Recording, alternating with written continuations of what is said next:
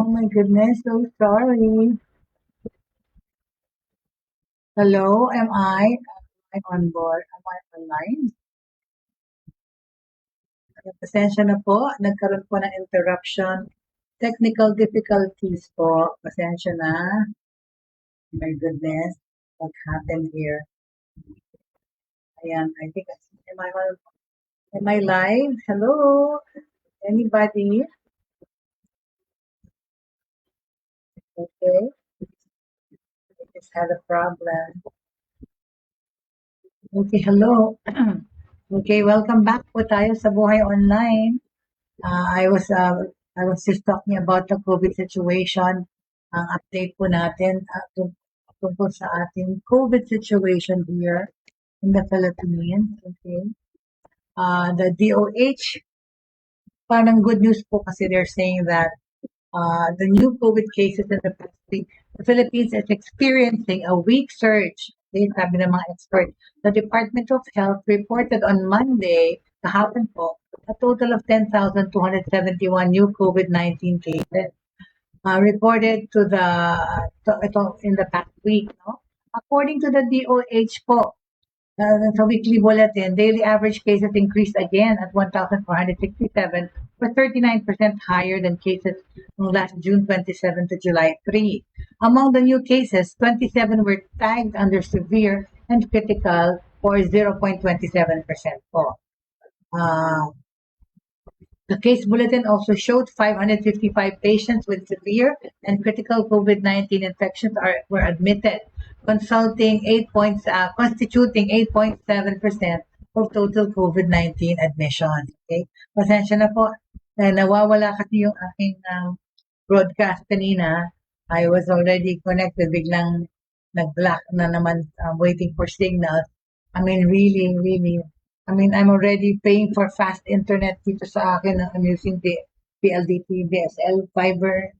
But still, I don't know what it is, or it's my OBS, or I look up. Pero yun, kanina po, tumigil yung broadcast na wala yung signal. Anyway, so I was saying that DOH also disclosed that 411 out of 2,414 intensive care unit or mga ICU beds, or 17% are being used. 17% lang po.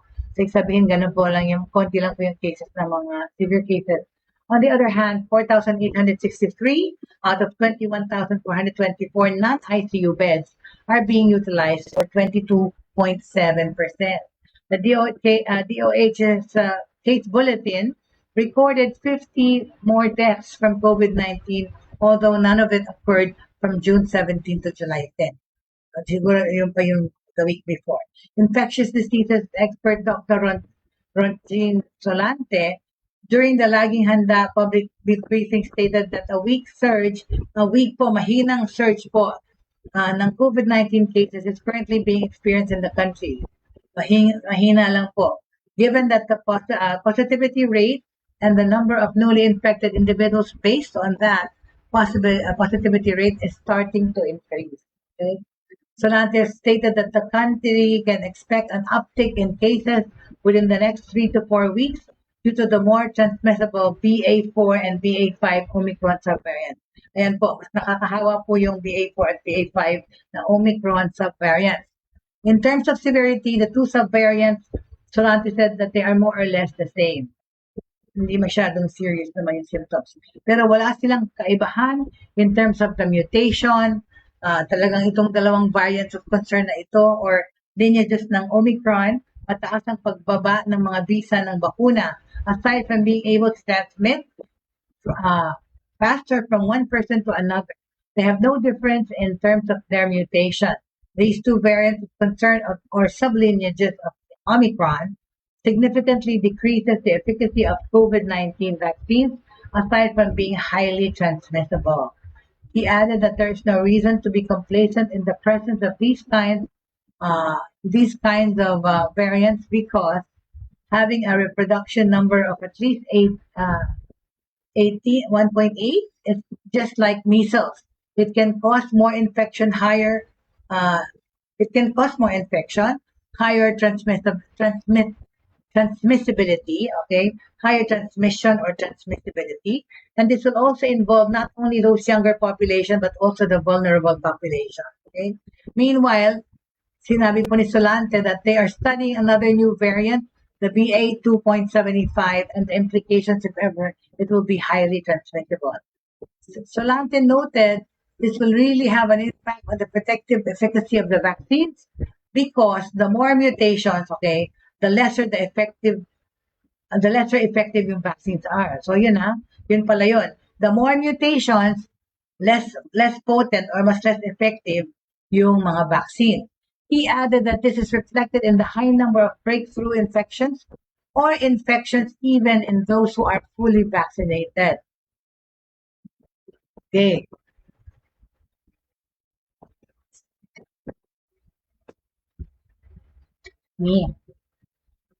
Okay, so we need to monitor this, and we also want to monitor how effective this current vaccine or the current or the next generation of vaccine that will be available. Okay, kung ano yung efficacy nila, right?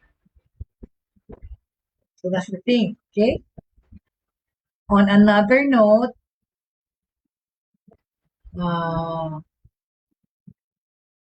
let's see what else is going on here with regards to COVID.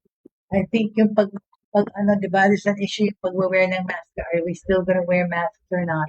Because, you know, the other countries, wala nang mask. Pero, diba, there's an upsurge sa Europe ng virus. Pati sa America rin. Pero kasi, you know, it's being taken lightly because fully vaccinated na most people, but you can still get it. That's the thing. You can still get the virus. Wala namang, hindi naman sabihin na itong vaccination is to avoid getting the virus. No, it helps. Okay, make the symptoms less severe or the effects of having COVID less severe. I know one thing that this is true because, like I said, I had COVID, and my family did. Okay? All right. So yan na naman. I don't know, for some reason my computer is acting up. Anyway, more news. Okay, and thank God for technology, we're able to find out news from other places as it happened. Well, the U.S. backs up Philippines on WPS, warns that Washington will back Manila should there be armed attacks. Oh my God, wag naman, right? Huwag naman tayong masali sa mga gera-gera na to. On the 6th anniversary of the 2016 Hague ruling, ito po kasi, the United States reaffirmed its commitment to the Philippines and warns that it will back Manila should there be armed attacks at any length. We also reaffirm that an armed attack on Philippine armed forces, public vessels, or aircraft in the South China Sea would invoke the U.S. mutual defense commitments under Article 4 of the 1961 U.S.-Philippines Mutual Defense Treaty. U.S. Secretary of State Antony Blinken said in a press statement dated July 11, just yesterday, the Permanent Court of Arbitration, a United Nations-backed tribunal, ruled in 2016 that China's claims over the South China Sea is invalid, as the claims already exceeds Beijing's maritime entitlements. Pero di ba hindi nga ino-honor ng China yung ruling na yan, kahit ng UN or anything? Ayaw sundin, di ba? Wala siyang paki. Steady pa lang siya dyan sa panatag show sa kakakuha ng ating mga CSEs, right? It is also ruled that some of the areas are already within the exclusive economic zone of the Philippines. 6 years since the ruling, the Philippines has filed over 200 diplomatic protests as China refuses to recognize the ruling. This was also backed by a recent U.S. study on coastal state maritime claims, as noted by Blinken, that China's claims over the disputed water remain plainly inconsistent with international law. Ayun na nga, gusto. Ayaw talaga. Kasi ito si China, wala na siyang tapat di ba? Feeling niya, gera kung gera. O kung gusto niya kaming paalisin, labanan niyo kami. kung kanilang mga nuclear arms and what have used, right? We call again on the PRC to abide by its obligations under international law and cease its provocative behavior. We will continue to work with allies and partners, as well as regional institutions like ASEAN, to protect and preserve the rules-based order. Ito sinabi ni Blinken. So, itong araw na to, or these past few days, we're commemorating the historic ruling, diba? Kinakommemorate yung Hague law. In a separate statement, Secretary of Foreign Affairs Enrique Manalo asserted that these findings are no longer within the reach of denial and rebuttal and are conclusive as they are indisputable. Okay? We firmly reject attempts to undermine it, even erase it from law, history, and our collective memory. Manalo said that the Philippines welcomes the support of more countries backing Manila in asserting its rights over the waters, diba? Na pati mga sa Taiwan, pati sa Vietnam, basta yung nearby, kontrol ito ng China, pinaharang nila lahat ng fishermen. Hindi naman kanila. Okay? On that note, okay, we go to another topic, which is, okay, see, tungkol po dito sa benefits for senior citizens here in the Philippines. Senator Harisa Ontiveros files a bill seeking 1,500 monthly pension increase for all senior citizens. Hello there, Rachibu Mendiola. Good morning. Good morning, Rachibu. Thank you for joining me today. Sensya ka na, I've been having technical difficulties. Okay. So I was saying, Senator Rita Ontiveros filing Senate Bill 141 for the proposed linga para kay Lola at Lola. Ontiveros sought the increase to the monthly pension of all seniors, entitling them to receive 1,500 monthly to augment their daily subsistence and other medical needs, given the economic challenges being experienced in the country and in the world today. The bill seeks to attend certain provisions in the Expanded Senior Citizen Act or Republic Act number 9994. Okay? In the Philippines, in many countries around the world, growing old becoming one of the biggest economic challenges facing both the individual and society as a whole. Ontiveros said in the explanatory note of her bill, the social pension currently received by our indigent senior citizens, okay, it mitigates yung current pension that our senior citizens are receiving po, okay, mitigates the financial difficulties they suffer on a daily basis by supplementing their budget for their declining health. At saka makakatulong po yung dagdag na 500 pesos na pagbili man ng gamot or pagkain. However, its overall impact is limited by how the pension scheme is designed, by excluding a large portion of vulnerable elderly, and by the measly amount of 500 pesos the beneficiaries receive monthly. Ito pong sinabi ni Senator Ontiveros. The senator said increasing the amount of social pension for the elderly, okay, would also narrow the pension coverage gap of neighboring countries such as Thailand, Brunei, Timor-Leste, and Vietnam are currently implementing, okay, similar tax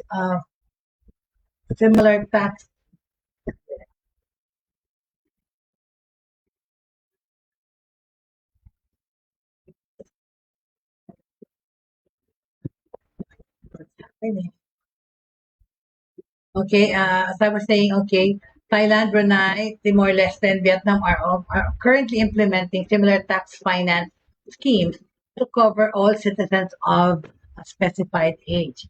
Citing a study on aging in the Philippines conducted by the University of the Philippines Population Institute, the lawmaker noted that over country's senior citizens live in households that are also poor or have difficulty meeting expenses.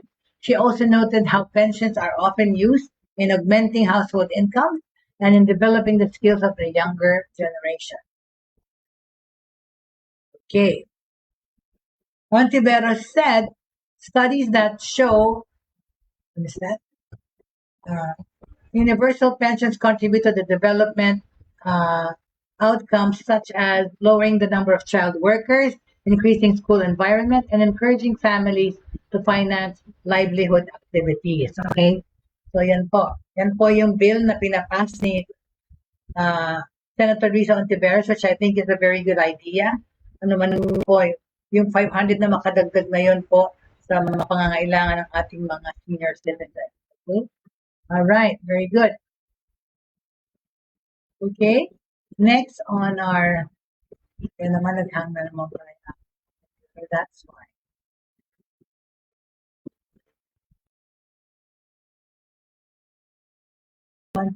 Bear with me. My computer is acting up. Anyway, yun po yung current events around the world that concerns.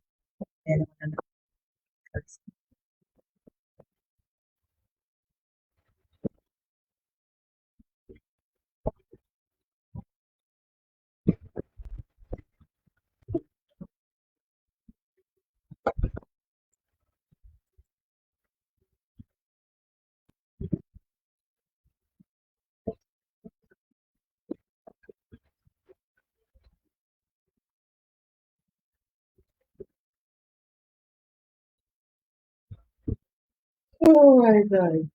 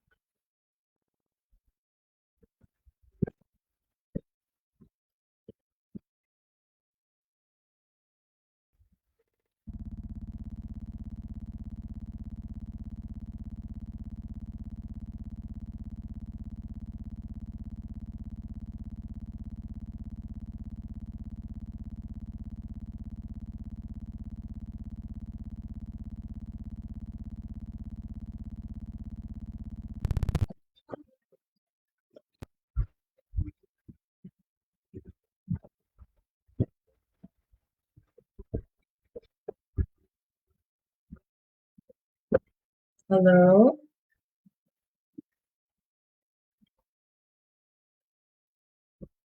It's my Facebook that does like,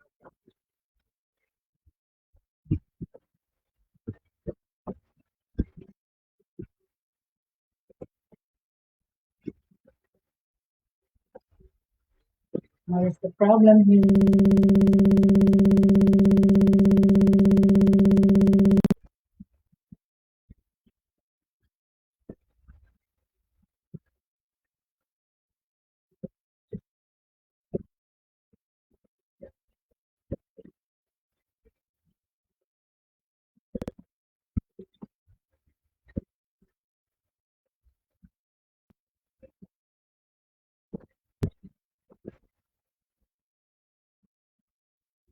What's happening? I'm still online. Hi. Anyway, if I'm still broadcasting, I mean, on my phone, I can see myself. But, oh my gosh, I'm, I'm having a problem. So sorry. So anyway, I was just talking to you about yung pong ano, natanong ko yung debate pa kung mag-aalis na yung pagmamaskara and all. But I don't think they should because that's our only protection against the virus. Okay? So, hindi naman what's happening. Anyway, so okay, let's now go to let's continue now our let's talk about, okay, meron pong nag-text sa akin dito tungkol sa travel po, no? How do we protect ourselves when we travel? Because nowadays po, marami na pong bukas na po ang Amerika. It's been open, okay? Been open for travel for months now, okay? And so it's Canada, Australia. So a lot of people are traveling already, but some people are still afraid, myself included. You know, I'm a little bit also concerned about traveling kasi hindi ko ma-imagine yung nasa enclosed environment. Anyway, so let's talk about traveling and how we can fortify ourselves when we travel. Boost ng ating immunity, okay? While we are traveling. Okay, so 5 ways to boost immunity, okay, while you're traveling. Let's give you some rundown, okay? Inisip nyo na the day finally arrived after years of staying at home. Pwede na tayo ngayon mag-jet set ulit or live our dreams of traveling na local travel in Boracay or Bohol or Palawan. But before you accomplish each of these tasks of each of this, yung leisure travel, okay? Before you do that, you should have a travel itinerary and make sure your immune system is at its best. Diba? Dahil madali pa rin tayong makakapitan ng kahit na flu or COVID pag hindi tayo maayos sa ating health. Okay? Feeling sick is definitely the last thing you want to happen during your well-deserved vacation or your most much awaited bakasyon. No? So, ang dapat na gawin unang-una, of course, what we have to do when we're traveling is, okay, hydrate, okay? Feeling sick kasi is the last thing you want to do when you're traveling, but you can have these handy travel tips that will help improve your immunity, okay? Number 1, stay hydrated and drink as much water as you can. It's a no-brainer, diba? Water can help reduce your risk for dehydration. Yun naman yun eh. Ano nangyari ito? What happened? Ayan na naman.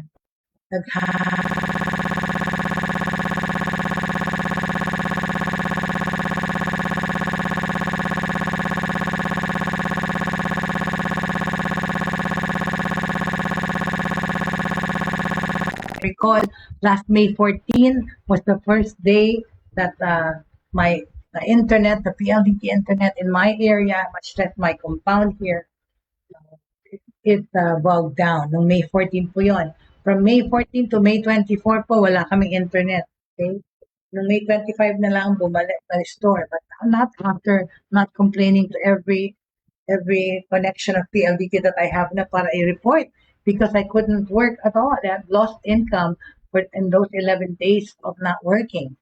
But ngayon, kaya ako to binibring up is because doon na naman yung aming PLDT bill. No? The thing about it is, sinabi nila the last time we paid at PLDT, but bayaran daw muna yung current na bill, which is that was May, June, was paying for prior bill, monthly bill. Sabi nila, yung May bill nyo, bayaran nyo na lang ngayon. Yung June bill, sa July nyo na bayaran, doon na lang i-offset yung 11 days na wala kayong internet. Well, truth be told, we've been waiting email or anything, an acknowledgement saying that, na yung bill dapat i-adjust so and so or nag-apologize for the technical difficulties. Wala po kaming ganun natanggap sa PLDT na 11 days kaming walang trabaho, walang magawa online. Couldn't keep in touch with our relatives. And then, ayun po, hindi naman hindi nakakatuwa na hindi kami lalo na ako, my lifeline is online. right? Kaya nga buhay online, I'm online almost 24 hours a day, 7 days a week doing all the things that I do. So talagang perwisyo sa akin yung mawala ng internet ng 11 days. So please PLDT, ayusin niyo po yung bill namin so that we can gladly pay you. I'm not gonna give any more than what I should. Okay? Anyway,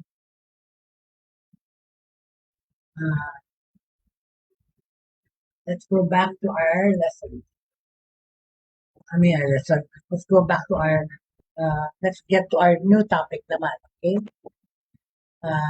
Itong, ayaw kasi yung screen ko, my goodness. What to do? I guess because itong laptop ko is already 4 years old. Humihingi na ng kapalit, kaya because na of my working all the time, 24/7, naka-online, nakabukas laptop ko, nakabukas internet. I can't really avoid it. Hindi ko maiwasan because this is how I roll, right? This is how I do my multitasking activities. Everything has to be on, okay? Right. About those tips that we had, no? What happened?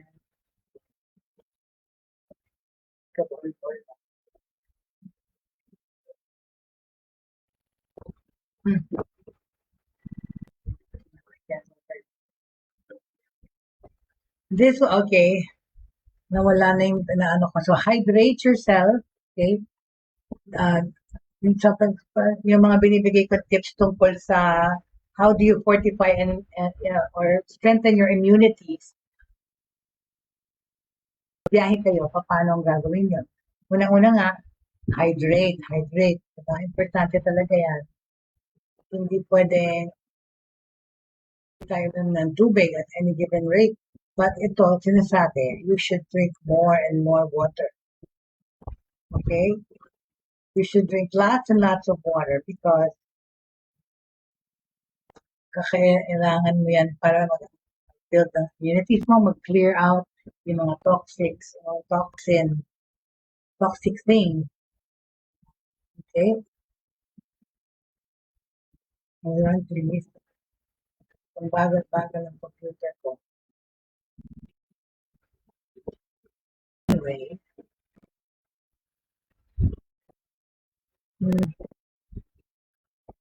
My computer is lagging and dragging, my God. So this will be the, ano na nga muna, magbukas na. Ayaw magbukas. My screen, my tabs are all over the place. But, so, the issue of, there's a question that I always ask my colleagues or my students. Okay? Kayo po, tatanungin ko kayo, sumagot kayo, type sa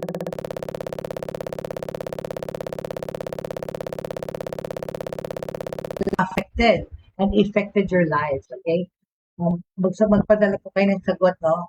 Para mapadala ko ng premyo yung unang magsasagot ng question na yan. How has this pandemic situation for the past 2.5 years affected and affected your life? Good and bad, okay? Sagutin niyo po yan, no? Email niyo po sa akin ang answer niyo, techiemommy@gmail.com. Kung mananalo, meron kong prize padala sa inyo if you answer the question maganda yung answer nyo. So how has the past 2.5 years of this pandemic affected and affected your lives? How does the past 2.5 years been for you? Ano ang mga aral na napulot mo from this situation of the pandemic? Or good and bad things to point out like that. Okay? On another note, okay, I was talking about my throat is dry.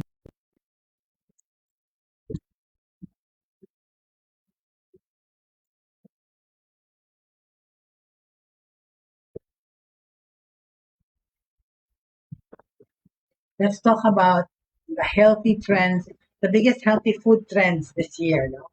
Kasi yan, we're into health. We're talking about health today.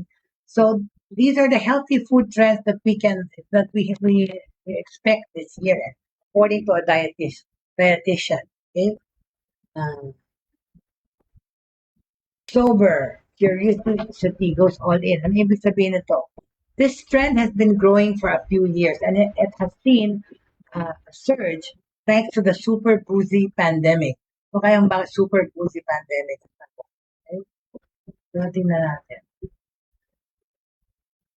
Okay, which kasi nga itong pandemic na to talaga drove people to drink more from the confines of their home. Ayun na nga lang, dito na lang kami sa Pampanga, Diyos ko, halos araw-araw ang mga kapitbahay, o hindi pati yung aking itong mga kasama dito sa amin, my partner included, walang ginawa yung mga tao dito in their home, and they're locked up into their homes and confined to their homes, they drink. So this trend has been growing. It's driven alcohol intake to increase to worrisome levels. To help raise awareness around drinking too much, we've witnessed the rise of Sober October by January. What's the difference about the newest non-alcoholic or zero proof offerings? That they're well crafted and feel just as indulgent as the real stuff. So gumagawa ka ng mga products na wala namang halos alcohol pero pwede mo rin tikman para lang ma-curtail yung craving niyo po sa pag-inom. Okay? Elba Ramirez, author of Zero Proof, 90 non-alcoholic recipes for mindful drinking. Sinasuggest ko ni LB Ramirez, she suggests that the new wave of sober curiosity stems from health-conscious consumers who like to have lots of opinion or options. Okay, a lot of zero proof's popularity comes from moderate drinkers who want to have healthy options but may still drink alcohol. Talaga, pwede lang sila maging healthy while drinking alcohol. So, pwede ba yun? Is that possible? A lot of zero proof's popularity comes from moderate drinkers, okay, who want to have healthy options but may still drink alcohol. Consumers love the ritual of a well-made drink but are aware of how much liquor they are having each week. Okay? Folks who want to stay and enjoy a warming beverage on a cold winter's night might turn into a snifter of nightcap from the Three Spirit, a calming woody blend of maple syrup, hops, turmeric, and valerian root. Okay, or maybe you'd like to put a booze-free spin on one of your favorite holiday recipes. Okay, like bourbon cake or rum balls. Wow, masarap. Now you can go with zero proof of versions of vodka, rum, gin, and even tequila. A fast-growing English brand with no definite end to sight in the pandemic. Still uplifting options are welcome. Okay. Ano pa? So, imbis nag-sober up, dumami-dami yung mga nag-inom. Ano pa? Bottoms up on functional drink. The pandemic has heightened our interest talaga naman. Mas tinitingnan natin ang ating mga sarili health-wise, right? Itong attention to ourselves and look at what we're doing. If we are where we want to be, tsaka ang importante po nowadays, yung health po natin. Naging mas conscious tayong lahat sa ating health dahil sa COVID-19 at pandemic na ito. Truth may be told, pero totoo yan. Because we spend time at home, sa mga lockdown, lalo na sa Pilipinas, you found other things to do online, alright? Most of it is interactive, but you realize, a lot of the people realize that there are things that they can still do, whether it's another moving to a new job for progress, or augmenting and assisting in the present.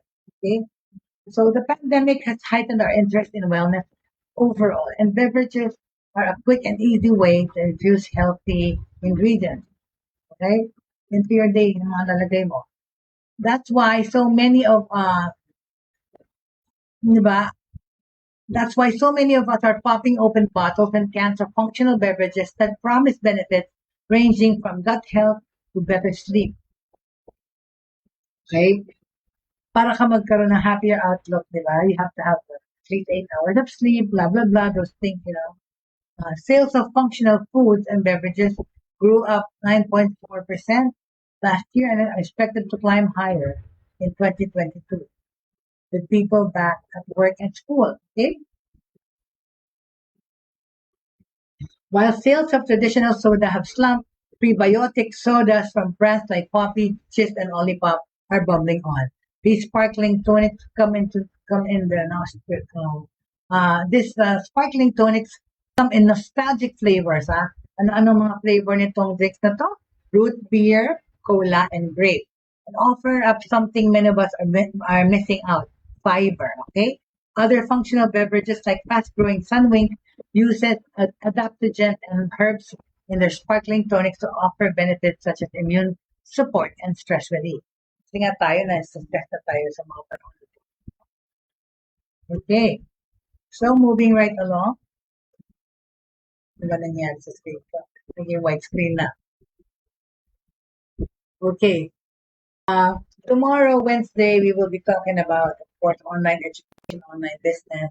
Tomorrow,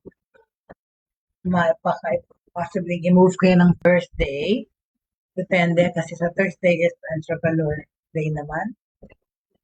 But Wednesday is online businesses. Well, parang pareho naman yung lines nila. So, let's play it by ear tomorrow. If we're going to use the 2 time slots. Okay?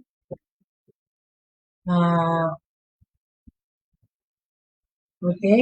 Ito pa yung mga options this 2022 sa pagkain. I already mentioned this the other day. Plant-based options have exploded in recent years, which we reported here before. In-report na rin po natin promoting these plant-based options. Okay? What's new is that so many Americans want to buy and use those products, even though they're not going vegan. And the alternative meals are getting better, healthier, and more like the protein they are almost aiming to replace. We recently tried the jackfruit-based nuggets from Jack and Annie's, which has much more like chicken-like consistency. So, ito yung mga pagkain na nag-trend sa 2022. Fruity vinegars, ang mga suka daw na fruity. The use of the original fruit vinegar, apple cider vinegar. Ay, ang apple cider vinegar po talagang gusto yan sa pang stabilize ng blood sugar. Talaga.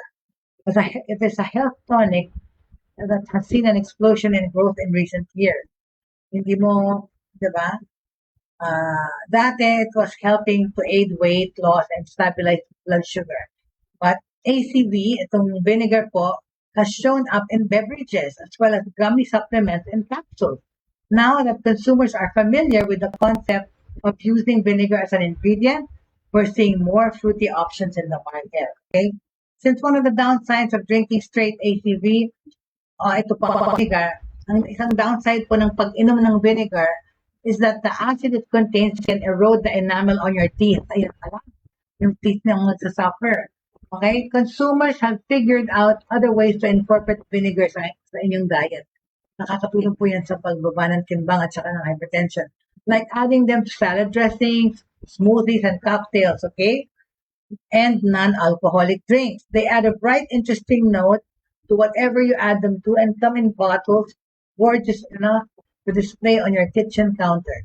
Some we like are the citrus-forward parasol vinegar from Brightland and acid leaves. Yan po ang vinegar, Meron pang mango jalapeno vinegar. Ayan. So, yun po, yung vinegar, fruity vinegars po ay uso, no? At gamitin parang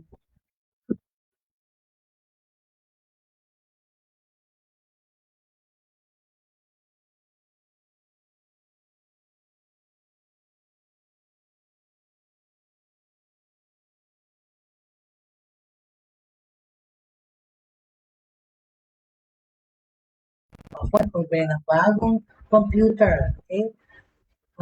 I was saying naman po, if kung ang 2020 po has forced us to become home cooks, natural talaga, lalo na lockdown sa Philippines.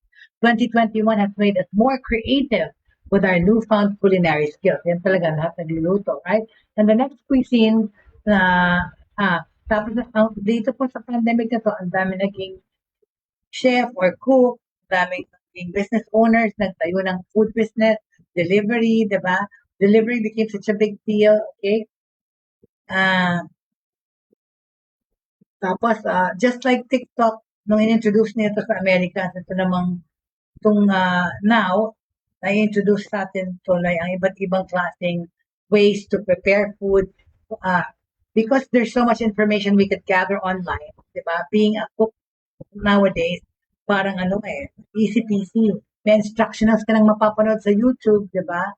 Pero kung mapapagtanungan in person, so there's less error and room to fail, di ba? With regards to cooking and preparing food. So, sabi nila, ang convenient food doon na isang dapat kainin is yung empanada. Okay? Empanada is meat and veggie filled pastry. Yan po, yan.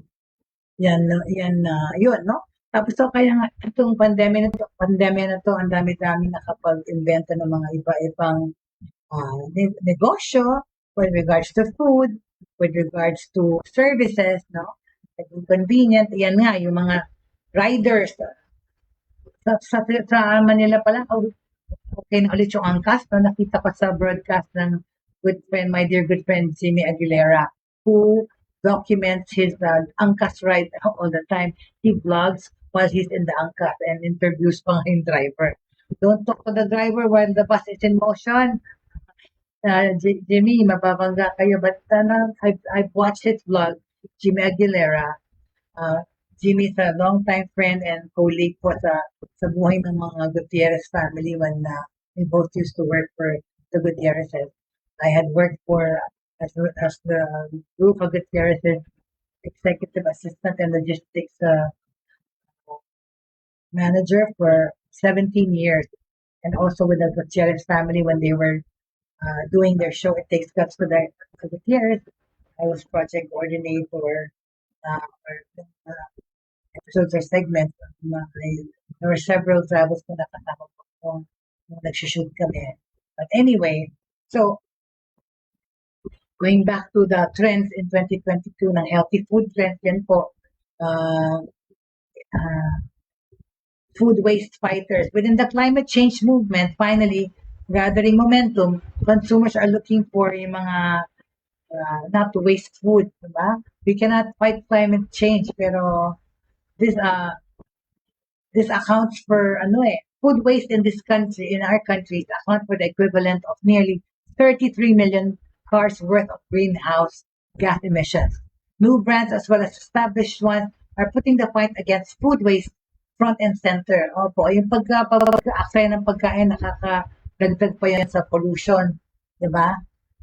Too Good, a product from Danone, is adding a new line called Good Save that uses fruit that would have otherwise been discarded. Yung nabubulok na prutas na itatapon nyo,